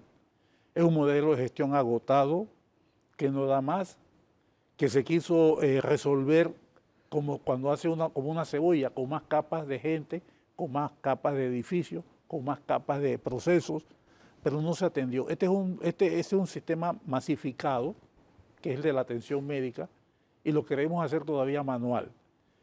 El proceso, el paso ese hacia la informatización, hacia la sistematización, es inevitable. Se empezó con la administración con la cual yo empecé, se trancó su proceso y entiendo que lo han retomado el año pasado, y yo creo que esa es una base esencial para poder reorganizar la estructura de la gente y llevarla a dimensiones manejables. Es una empresa que tiene más de 35.000 trabajadores, los cuales más de la mitad son administrativos, por lo que estoy diciendo. Y mientras tú tramitas una papelería, tú tienes un problema serio de eficiencia en hacer las cosas. Yo me fui a poner la vacuna el otro día de esa de influenza. Sí.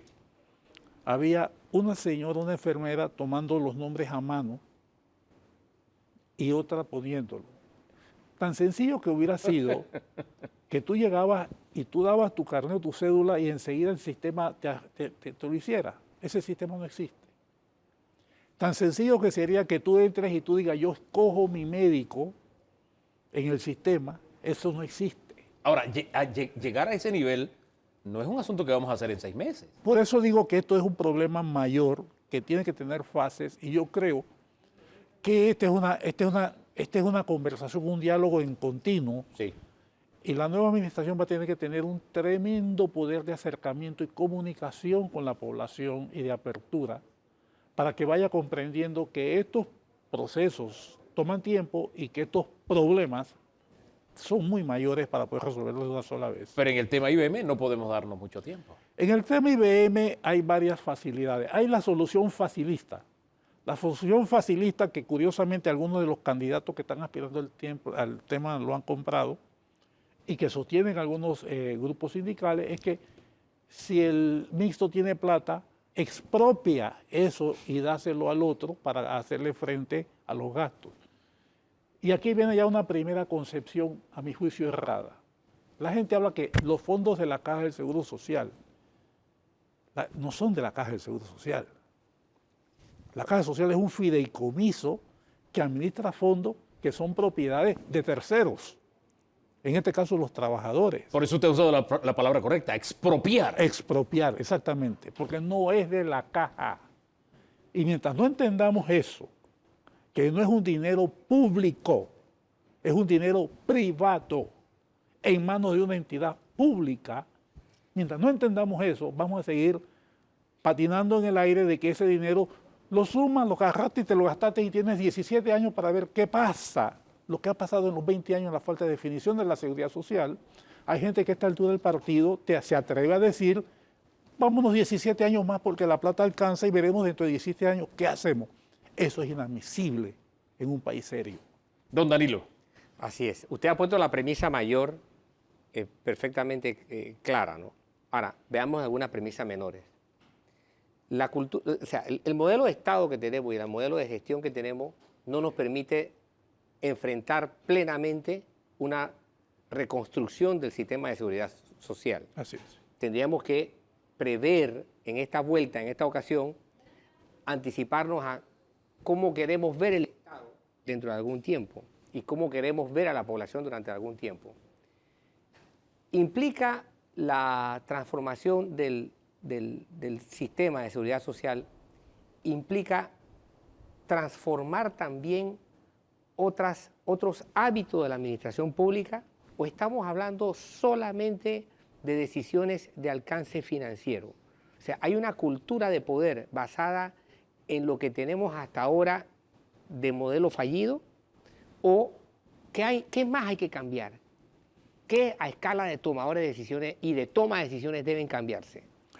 Lo más difícil es eso, el cambio de actitudes hacia lo que queremos. No solamente de las autoridades, sino de la población. La población tiene una visión, y voy a decirlo con todo el respeto, del llamado mal entendido concepto de solidaridad. Entiendo el concepto de solidaridad es que los otros me den. No entiendo el concepto de solidaridad de que cuánto estoy dispuesto yo a dar para los demás.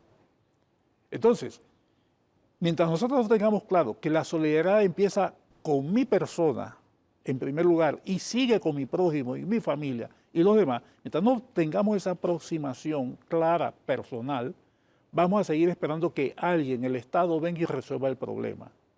Y realmente ese es un cambio que va a tomar mucho tiempo, por eso yo hablo de una aproximación sucesiva por distintos temas. Por eso yo hablo de que eso puede ser una expectativa que va a tomar más de una administración. Yo no le pediría a esta administración que haga esa definición del tipo de sociedad, pero sí que dé los pasos conducentes para que nosotros podamos aproximarnos.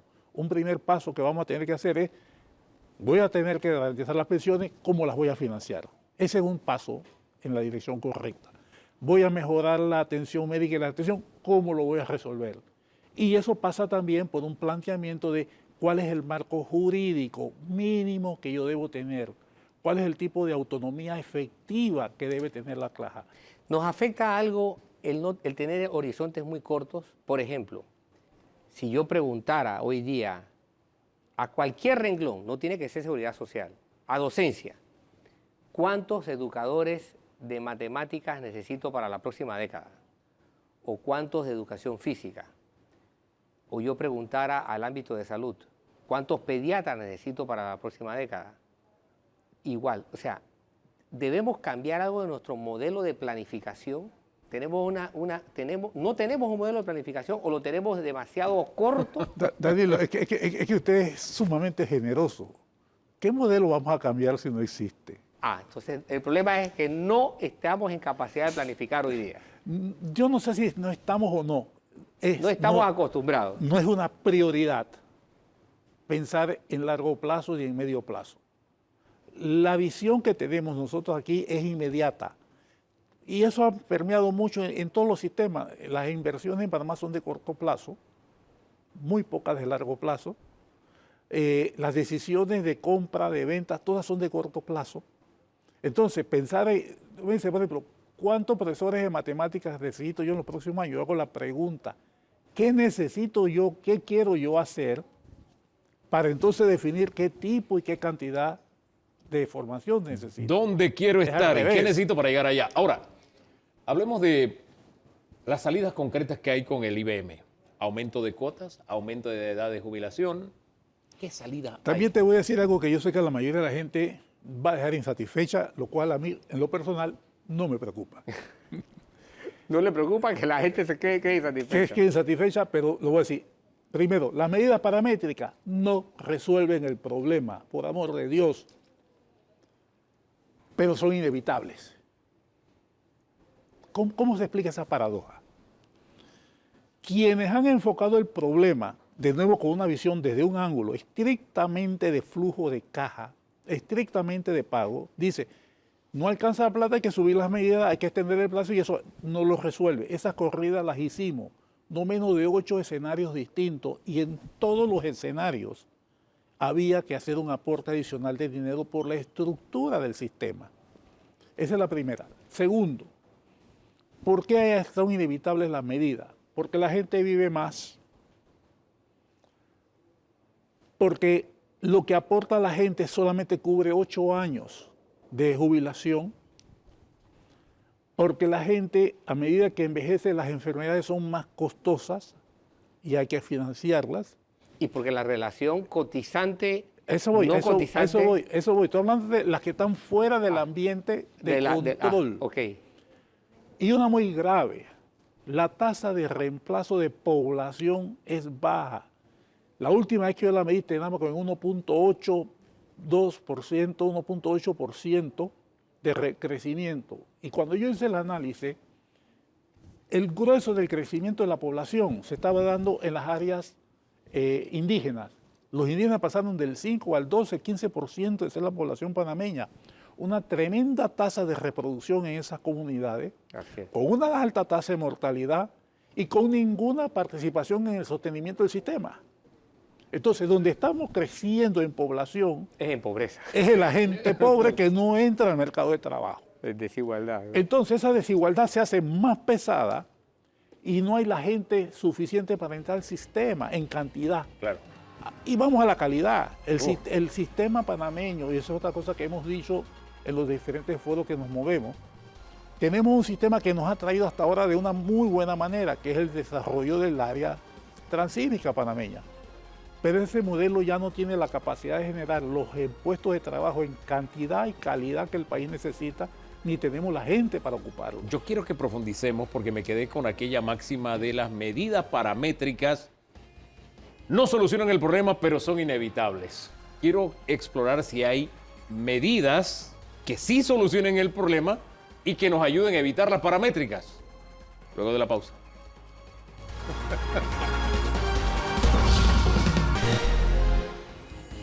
Los dos son Oiga, necesarios. partiendo de la premisa que usted nos dejó de que las medidas paramétricas no solucionan el problema, pero son evitables. Inevitables, perdón. Hay soluciones diferentes que sí nos lleven a un desenlace feliz y que nos eviten las paramétricas. No. No hay. Hay un tremendo costo que hay que asumir, que es que tenemos una población que no crece en el sistema de beneficio definido, Sí. mal llamado solidario, y tenemos un sistema, en el sistema mixto, donde la cotización que ponen las personas básicamente garantiza un mínimo de $300 de pensión, porque los primeros $500 tienen un sistema de beneficio definido de $300. Hay un mínimo de $300, pero de acuerdo a algunos ejercicios, el máximo que se logra no llega al 60% que tiene el SBD. Lo que voy a decir también va a molestar, con todo respeto. Yo manejé, en mi experiencia en el Banco Interamericano de Desarrollo, tuve que ver con procesos de reforma de este tema y me acerqué a los problemas del Paraguay, de Honduras, de Guatemala, de México. Y yo les puedo decir, ustedes saben que, por ejemplo, en un país de Centroamérica la pensión es de $10 mensuales. Sí, las pensiones son muy bajas.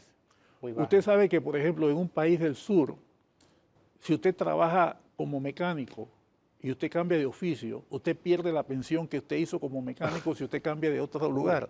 Es por gremios. Sí. Entonces, si usted usted está condenado como un siervo de la gleba, si usted quiere tener un fondo de Feudalismo retiro, un puro. feudalismo puro, donde usted empezó tiene que terminar ahí, donde usted se Condenado cambia, toda la vida. se perdió su Ajá. aporte. O sea, unas barbaridades Sí. que yo he visto de sistema. Sí. El sistema panameño es sumamente generoso. Y voy a decir algo que la gente se olvida. La Caja de Seguro Social, como red de seguridad social, te cubre desde que estás en el vientre de tu madre, cuando eres un bebé, cuando eres niño, cuando eres adolescente, cuando empiezas a trabajar, cuando te casas, a tus hijos y aun cuando te mueres, cubre a tus dependientes. Eso cuesta. Y vuelvo al concepto de la solidaridad. La solidaridad no es que me den, es cuánto puedo aportar. Es que vamos nuevamente al tema de la solidaridad, porque la salida siempre suena bien. Hombre, que lo pague el Estado, que lo pague el gobierno, que vengan de los fondos del canal. Si nosotros utilizáramos esa vía, ¿a dónde llegaríamos? Es que no hay otra. El gobierno no tiene dinero. Empecemos. El gobierno tiene el dinero que le saca a los contribuyentes. Y me dice, tengo amigos y colegas que me dicen, ponle un impuesto a los ricos. Está bien, pónselo. ¿Qué crees tú que van a hacer los ricos? Subir el costo de cualquier cosa que produzca. Lo van a trasladar Claro. inmediatamente. Y entonces, como tú no has focalizado en un solo lugar, tú vas a tener un efecto mucho peor si tú haces ese tipo de cosas. Otro dice, ponle un impuesto a la riqueza, al patrimonio. Perfecto. En Europa se hizo y han encontrado que eso lo que ha provocado es una fuga de capitales horroroso y una disminución y se han ido, o sea, Y andan persiguiendo por todo el y mundo. andan a los que- persiguiendo por todo el mundo y nos toman a Panamá a que persigamos a esas Exacto. personas que su propio sistema han hecho parias económicos en sus países. Entonces, no hay una solución fácil, nos va a costar a todos, entendámoslo. Y no le pidamos ni a este presidente que va a entrar, ni a ninguno que venga, que como un helicóptero tirando dinero del cielo, que era una figura que nos usaban cuando yo era estudiante, eso no va a llegar. Y si llegara, va a ser inflacionario. Nos va a costar. Ahora, medidas paramétricas. Aumentar la edad de jubilación. ¿Qué tanto? Y de cuotas, ¿qué tanto también Sí, aumentaría mira. la densidad? Nosotros hicimos varios ejercicios donde aumentábamos la edad de jubilación, en otro aumentábamos la cuota, en otro bajábamos la tasa de reemplazo. La tasa de reemplazo es el porcentaje del sueldo, de tu mejor sueldo que te dan. 60, 50, 55. Jugamos con las distintas variables. Jugando con ellas, no más que nos daban eran 3, 4 años de vida adicional al proyecto. Por eso te digo que no solucionan. ¿Cuál es la ventaja que tiene? Que te alivia la carga que tú mismo vas a tener que pagar vía impuestos. La momentánea, la que tenemos en No, este momento. la permanente. ¿Por qué? Porque Ok. si tú sigues con eso, Ajá. el Estado va a tener que o aumentarte impuestos por otro lado o reducirte servicios que ya no te da. Entonces, el costo lo vas a pagar de todas maneras. De todas maneras. Y eso yo decía, y una cosa que tampoco le gustó a mucha gente, que hay un impuesto en América Latina. Panamá tiene la tasa de impuesto más baja del ITBM. Y el ITBM en Panamá excluye alimentos, excluye útiles Medicamentos. escolares, medicamentos y gastos de salud. Es decir, el ITBM impacta es donde menos, en esos rubros que son el grueso de la canasta básica de la gente de menos ingresos, está exonerado. ¿Ves? Pero al resto sí le cae el impuesto. Entonces yo decía, mira, ¿sabes qué? Yo lo tengo que pagar también, todos. Digo, vayamos por ahí y eso nos daba como 700 millones de dólares con un déficit de 1.000. La diferencia que faltaba eran 300, eran menos. Con una extensión de años en las paramétricas, tú puedes ir moviendo este tema y bajas el impacto en la economía de las personas. Esa Bien. era la propuesta que hicimos, Sí.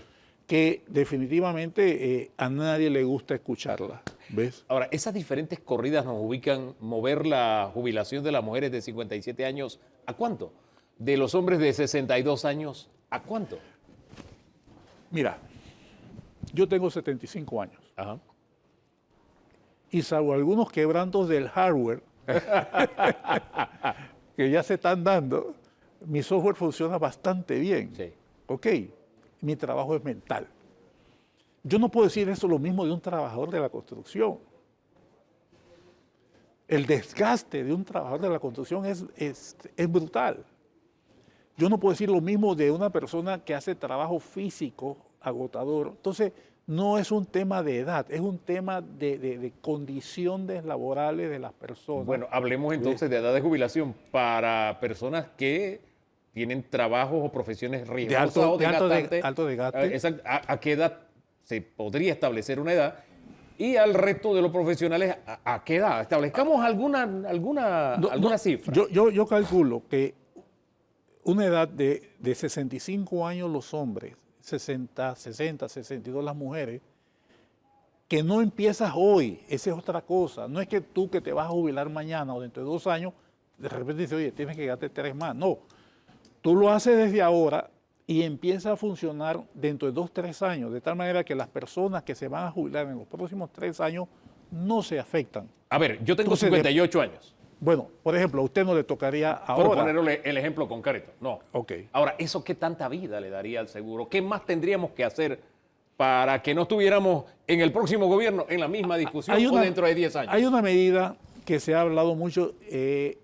Esto yo lo hablé con quien hizo la reforma del sistema de pensiones en México, con quien tuve la oportunidad de trabajar. Esa persona, ellos subieron enormemente las cuotas de los fondos de pensiones que había, pero ellos cobraban 4%, 5%. Nosotros cobramos 13,5%. ¿Cuál es el problema que hay ahí?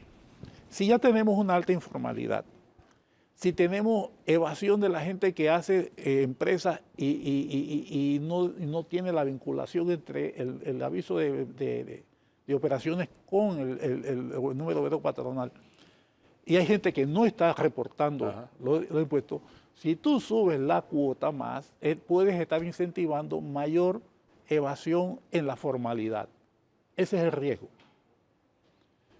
Tú para llegar a eso tendrías primero que mejorar los sistemas de control, que es parte de la reforma que nosotros habíamos visto con el doctor Lao, mejorar todos los sistemas de control para entonces tú poder cambiar las cosas y que no se te escape la gente.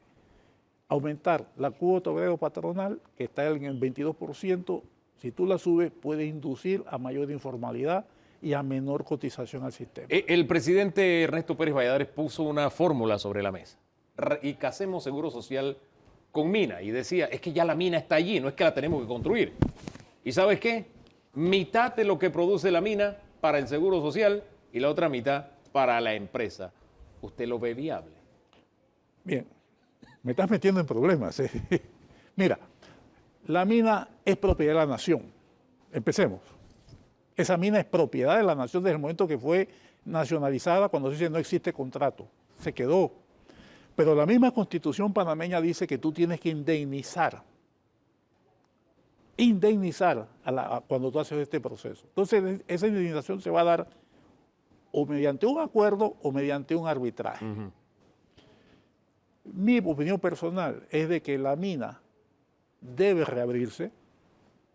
Mi opinión personal es que no puede ser First Quantum. First Quantum tiene la peor imagen que tú te puedes imaginar. Hay que buscar un segundo, un tercer operador y con ese operador negociar condiciones que permitan garantizar el tema ecológico que molesta y preocupa a toda la ciudadanía, que permita poder hacer los pagos de indemnización a los originales y que las utilidades se puedan distribuir de una manera razonable y que sí, parte de eso vaya como un fondo al seguro, pero todavía no es la solución. Sería un fondo. Eso haría que First Quantum perdiera hacha, calabaza y miel.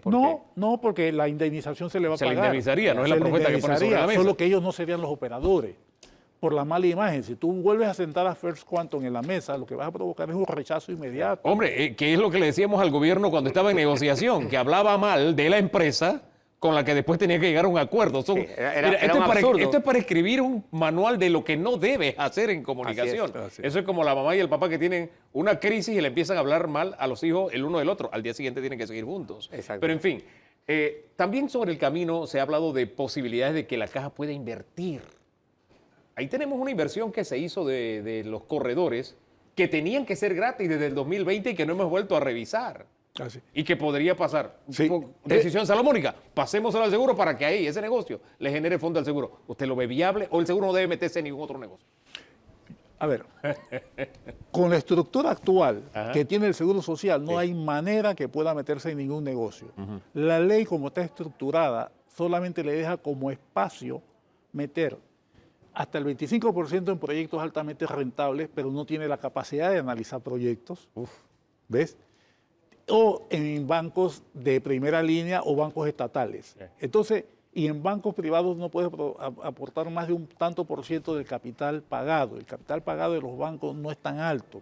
Los bancos, los más capitalizados, tienen una gran base de capital, pero pagado menos, y los demás son reservas o utilidades no distribuidas. Entonces, la capacidad de invertir y depositar en bancos es muy limitada, te queda en manos de la banca pública.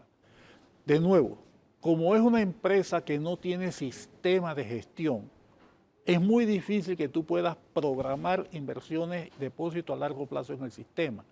Yo fui tesorero del Banco Nacional allá por 1992. Hace un par de días. Yo fui tesorero del Banco Nacional antes de irme para el exterior. Y yo traté desde entonces, con la caja de ahorro, establecerle un programa de inversiones. Y no podían. Yo fui a la Contraloría porque yo decía también el Estado tiene un problema estructural. Todas las entidades tienen cuentas bancarias y el Estado tiene que pedir prestado porque no tiene cómo administrar los saldos de caja de todo el ministerio, de todos los ministerios. Está sentado sobre miles de millones de dólares, pero como está fraccionado, el flujo de caja del gobierno no está claro. Y de lo mismo adolece entonces la Caja de Seguro Social y no se puede... Y no se puede. Entonces yo traté como tesorero del Banco Nacional, digo, voy a hacer que me den todos sus flujos para yo poder entonces hacer inversiones en el tiempo para lograr ver rentabilidad. Historia corta, no se podía. Eso todavía estamos en esa situación. Su planteamiento me hace ver que mucho más allá de una reforma al IBM, la caja debiera partir por hacerse una reforma integral. A toda su ley. A todo, hay que hacerlo nuevo. No puede seguir operando como está, es inadmisible. Un director que maneja 5.000 millones de dólares y que para hacer cualquier compra arriba de 250.000 tiene que hacer un tránsito para ir a lograr una junta directiva que tiene que tomar la decisión final y después tiene que reportar lo que hizo. Eso no es funcional. Don Francisco, gracias por acompañarnos hoy, haciendo aportes así, con la calma que tenemos que analizar este tema. Porque, le insisto, Caja de Seguro Social, hombre, incluso para mí que tengo 58 años, claro que hay una pasión que se despierta, pero sabe que la pasión no le debe ganar a la razón. Y muy por el contrario de lo que vimos en campaña de que había matemáticas extrañas, tablas de multiplicación raras, ninguna de ellas aplica a la Caja de Seguro Social. Y es un tema que tenemos que bregar y tenemos que solucionar todos los panameños, y me quedo con aquello de que no hay salida fácil. Cualquier salida fácil que se ponga sobre la mesa implicaría que en 2, 3, 4 años estemos nuevamente abordando la misma crisis. Son cosas que tenemos que interiorizar para abordar un tema que es un asunto de Estado y que tenemos, le insisto, que verlo incluso más allá de la matriz ideológica que muchos le quieren poner, con algunos términos que resultan así como llamativos, enamoradores, pero que cuando vas a la práctica se nos convierten en una verdadera pesadilla. Gracias, don Francisco, por habernos acompañado toda la ilustración. A usted también, don Danilo, pero principalmente a ustedes por la sintonía. El próximo domingo, primero Dios, estamos juntos otra vez. De aquí entonces seguimos haciendo el esfuerzo para regalarnos el mejor fin de semana de nuestras vidas. ¿Le parece? Bendiciones.